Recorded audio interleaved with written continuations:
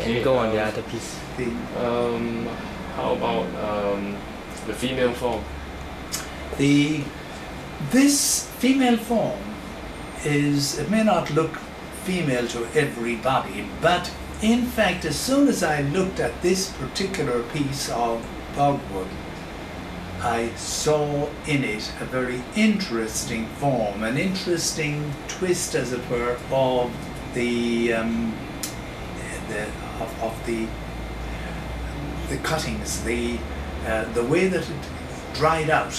When oak, particularly, is taken from the bog, it is very wet, and over the next several months, including even years, it dries out. And the artist doesn't work it until it is as completely dry as possible. By that time, it has contracted, and it contracted in very interesting strokes. So the grain, in other words, of oak can be very, very interesting. What holds this, prevents this from splitting completely, is a kind of a cross grain which you get in oak, and which makes oak extremely durable. So in this particular case, the piece itself was almost like it is now. As soon as I started to work on it, it had that form. So I merely ground off some of the surface, leaving the cracks, which I would afterwards fill. So I completed the form first as it is now. The top of it I made, in a sense, to resemble the breasts of a female, and the rest is just the body, the trunk of the tree turns into the body, the dressed body, as it were, but with a kind of a twist in it which I liked.